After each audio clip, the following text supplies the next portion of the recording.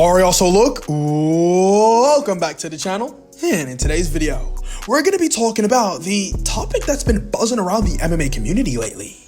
Who does the Fighter of the Year award go to?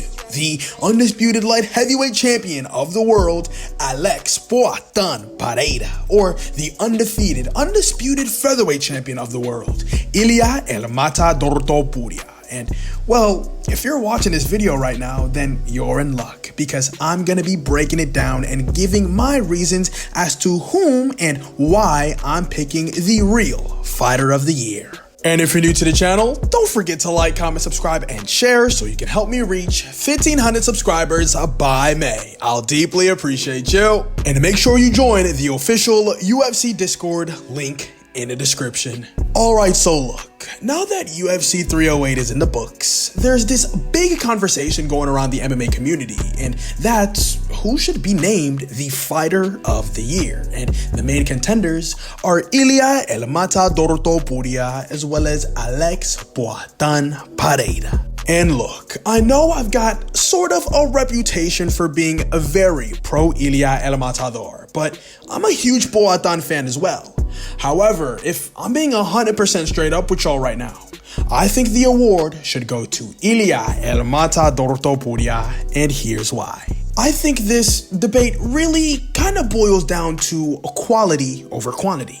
When it comes to sheer activity as well as reliability, Alex Pereira is the gold standard. I mean, this guy has been the backbone of the UFC this entire year of 2024, stepping up to save 3 major UFC events: UFC 300, UFC 303, as well as UFC 307, and breaking news, I'm hearing that he might be looking to step in for UFC 310, but I don't know yet. Alex Pereira embodies that anyone, anytime, and anywhere mentality and is always ready to brawl it out no matter where he is. But, the thing is, we really can't blame him for the quality of his opponents within his division not being that high. I mean, the light heavyweight division just isn't as deep or isn't as competitive as the featherweight division, where Ilia Topuria reigns supreme.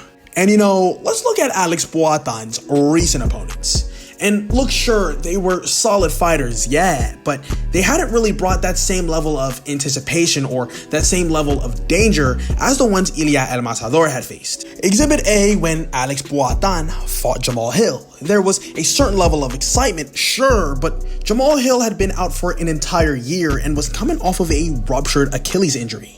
And yeah, Jamal Hill is dangerous, no question, and he definitely had a knack of finding that knockout blow. I mean, ask Johnny Walker how that played out, but Alex Pereira is a sharpshooter with better overall skills, so when this fight was announced, it was more of a question of how Alex Pereira would win rather than if he would win. Exhibit B came Yuri Prochazka, a fighter known for his wild, unpredictable, and almost cartoonish type of fighting style. And, a lot of us were kind of looking forward to this one, especially after Yuri Prochazka's impressive win over Alexander Rakic during UFC 300. But Yuri Prochazka's style doesn't really mesh well against these high-level opponents.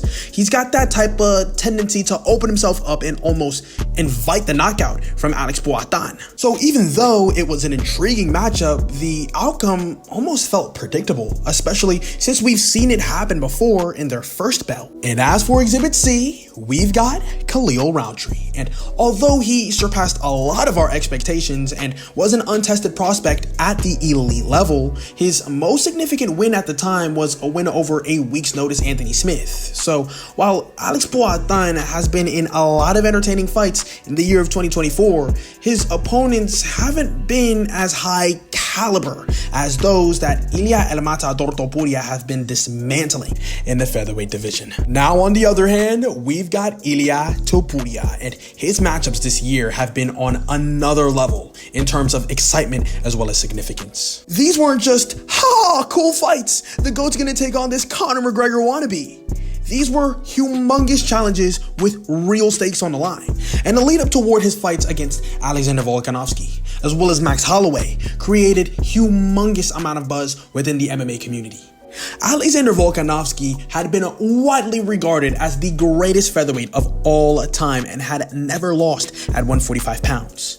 Even though it really wasn't a prime version of Volkanovski and he had been KO'd about 4 months prior, there was a lot of uncertainty going into this bout against Ilia El Matador. Mind you, Ilia's best opponent before this time was Josh Emmett, so stepping in there with Volk, he knew he had to prove himself, and guess what?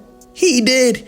Ilia El Matador Topuria knocked out Alexander Volkanovski and was the first to do it at 145 pounds, delivering one of the most unforgettable performances in 2024. Then came Max Blessed Holloway, who a lot might say, unlike Volk, was at the top of his game. Max Holloway had just come off of one of the best performances in his career against Justin the Highlight Gaethje, where he outclassed Gaethje and knocked him out with a buzzer beater performance at UFC 300. And this was the best version of Max Holloway we'd ever seen. And Ilia El Matador again promised to knock him out and become the first ever fighter to do so, which is a monumental achievement. These back-to-back wins over legends such as Alexander Volkanovski and Max Holloway aren't just highlights of the year. They are all-time great performances in the entire sport. Two greats within a 7-month time span, back-to-back at 27 years of age. You can't get better than that, dog. So yeah, while Alex Pereira has had a phenomenal career in terms of being an activity demon, keeping his division moving forward and taking on all of these challengers, the quality of Ilia El Matador Topuria's wins stand out astronomically, because beating Alexander Volkanovski and then beating Max Blessed Holloway back to back in such a decisive fashion makes a strong case. No, it makes the strongest case for him as the fighter of the year. And look, this ain't to discredit Alex Pereira, but when you look at the quality of opponents, as well as the impact of his wins, Ilia El Matador Topuria deserves all the recognition.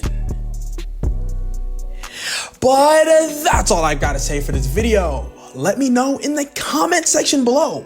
Who do you guys have as fighter of the year? Alex Pereira or Ilia El Matador Topuria? Let me know in the comment section below. But that about wraps up the video. Hope you guys enjoyed. Don't forget to like, comment, subscribe, and share. Thank you so much for watching, and I'll see you in the next one.